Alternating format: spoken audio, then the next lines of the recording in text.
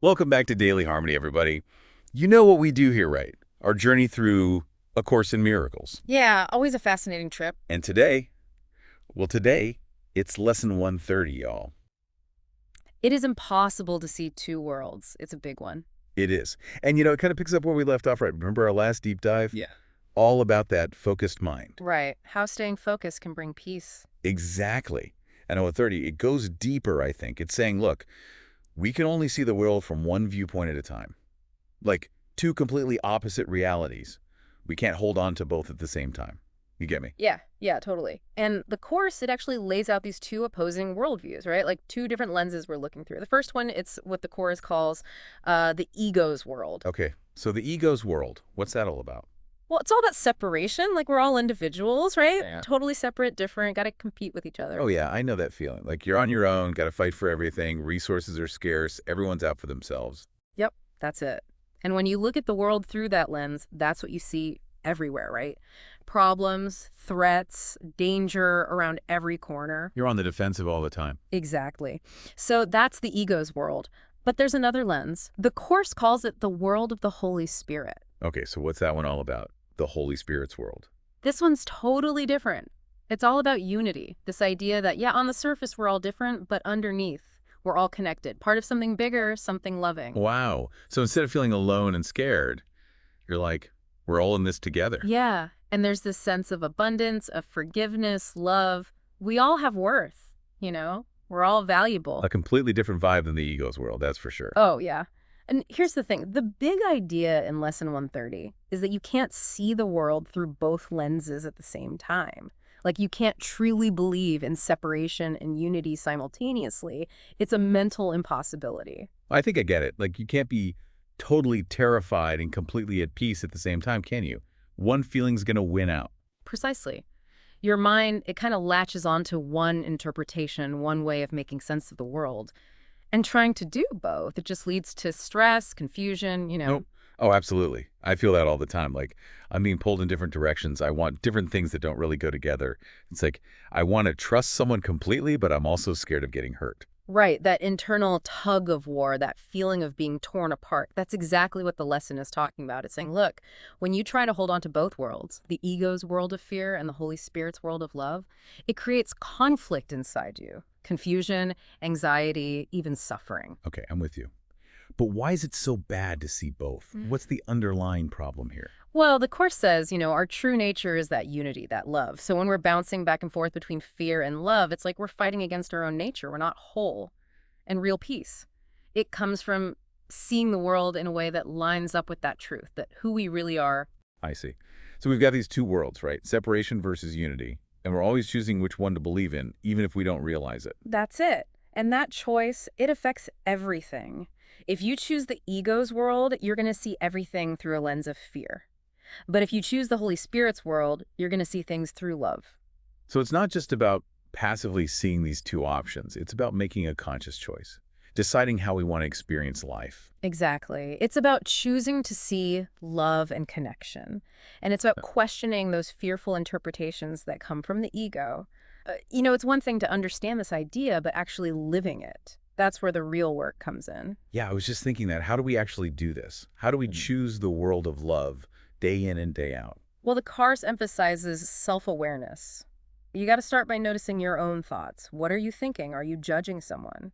Are you feeling scared about the future? Those are signs that you've slipped into the ego's way of seeing things. So like if I'm criticizing someone or freaking out about something that might happen, I got to recognize that those thoughts aren't coming from a place of love. Right. And once you see those thought patterns, then you can choose something else. You can choose forgiveness, choose love. Now, forgiveness in the Course, it's not about saying bad behavior is okay. It's about seeing the connection we all share, letting go of judgment. It's like you see past the bad stuff to the person underneath. Like you see an actor playing a villain and you know it's not really them. That's a great way to put it. You see the shared humanity, the connection that's always there, even when it's hard to see. And you see the interconnectedness in every situation, even when it looks like conflict. The Course says, deep down, we're all part of the same thing. So it's a lot of work, right? You got to be watching your thoughts all the time, redirecting them. It is. It's about constantly asking yourself, is this fear talking or is it love? Am I creating separation or connection. It's a commitment. So can you give us some examples of how these two worlds play out in everyday life? Sure. Okay, imagine you get a really critical email from a coworker. What's your first reaction? Oh, probably defensive. Get angry, think they're attacking me. Right, the ego jumps right in. It's like they're against me. Total separation. Yeah, that's me. Now, what if you look at that same email through the lens of the Holy Spirit? You might still see the criticism, but you interpret it differently. Maybe they're trying to be helpful, even if they're clumsy about it. Maybe they're having a bad day. So you don't react with anger. Maybe you just ask for clarification, or you let go of the need to be right. Exactly. Same event, different interpretation. And that's because you're choosing a different world. One's based on fear, the other's based on love. Right. Here's another example. Think about choosing a career. Some people, they chase money and status, right? Right. Because they're afraid of not having enough. That's the ego talking. Fear of scarcity. But someone else might choose a career based on what they love, what they're passionate about. They trust that they'll be okay, that abundance will come. So they're coming from their true selves, from a place of love. And knowing that, knowing what's motivating you, that's how you start making choices that bring you peace. Choices that line up with who you really are. Okay, so practical tips. Yeah. How can we put this lesson into action? I know the Laker course has some exercises right now. Oh, yeah, definitely. Meditation is a big one. Just taking a few minutes to quietly focus on the idea of unity, of love, and peace, it can really shift your whole mindset. Just sit and feel connected to everything. Exactly. And journaling can be helpful too. Think about a recent conflict or a time when you felt really conflicted inside. Look at it through the lens of this lesson.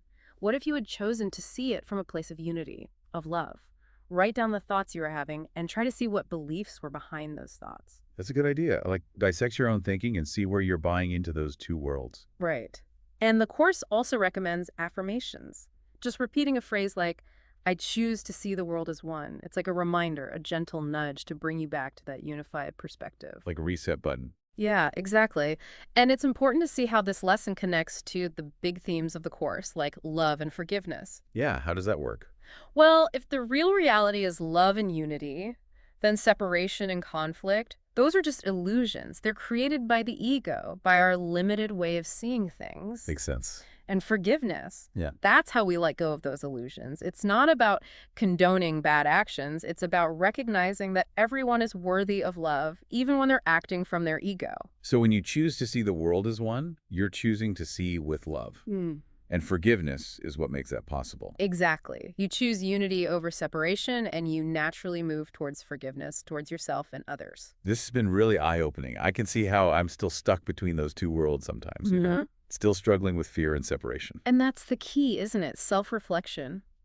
It's about asking yourself, where in my life am I holding on to those two worlds? Where am I feeling conflicted, judging, separating? Like, what if I chose love over fear in this situation right now? Yeah. Think about how things could change.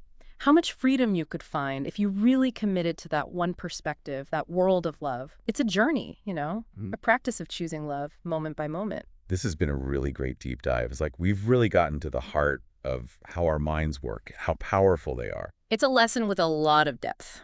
Always something new to discover. Well, thank you so much for guiding us through it. My pleasure. Always happy to dive into these ideas. And thank you, everyone, for joining us today on Daily Harmony. See you on our next exploration. If you found this deep dive helpful, please give us a like, share it with your friends, and subscribe to the channel. We'll be back tomorrow with more from A Course in Miracles. See you then.